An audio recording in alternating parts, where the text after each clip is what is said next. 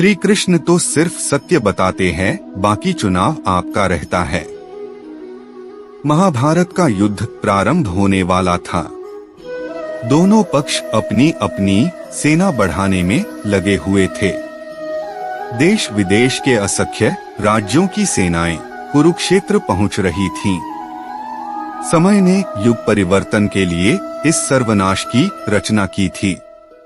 उसी भयावह और उदास वातावरण में भगवान श्री कृष्ण ने एकांत में कर्ण से कहा, तुम माता कुंती के पुत्र हो अंगराज। अपना पक्ष चुनने के पहले तनिक सोच लो। कर्ण असमंजस में पड़े। एक ओर उनके सहोदर भाई थे और दूसरी ओर वह दुर्योधन, जिसने अपनी महत्वाकांक्षा के लिए ही सही पर कर्ण को प्रतिष्ठा दिलाई थी। वे कुछ तय नहीं कर पा रहे थे। निराश कर्ण ने श्री कृष्ण से कहा, जीवन का अंतिम चरण चल रहा है केशव। इस महाविनाश के उस पार केवल और केवल मृत्यु ही है। फिर ऐसे समय में मुझे यह कठोर सत्य बताने की क्या आवश्यकता थी। अच्छा तो यह होता कि मैं अपनी अज्ञानता के साथ ही वीरगति पा जाता। श्री कृष्ण कहते हैं, जानते हो कर्ण, इस आर्यावर्त के इस महासमर में मेरी भूमिका बस यही होगी कि मैं सबको उसके हिस्से का सत्य बता दूंगा, ताकि युद्ध के उपरांत समय के न्यायालय में कोई यह न कह सके कि हम अज्ञानता के कारण गलत पक्ष में चले गए थे। तुम्हारा सत्य तुम्हारे सामने है, अब उसको ध्यान में रखकर तुम अपना पक्ष चुनो। कृष्ण दृढ़ थे। असमंजस में पड़े कर्ण ने कुछ समय मौन रहने के बाद कहा, हे केशव, दुर्योधन के प्रति आप मेरी निष्ठा और उसके कारण को भी जानते हैं। केशव, मैं अपनी निष्ठा नहीं छोड़ सकता। तो क्या अपने मित्र या उपकारी के प्रति निष्ठावान होना धर्म नहीं है?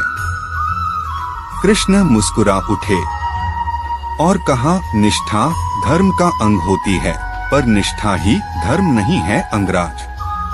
कोई भी निर्णय परिस्थितियों के आधार पर लेना चाहिए, अपनी प्रतिज्ञा या निष्ठा के आधार पर नहीं।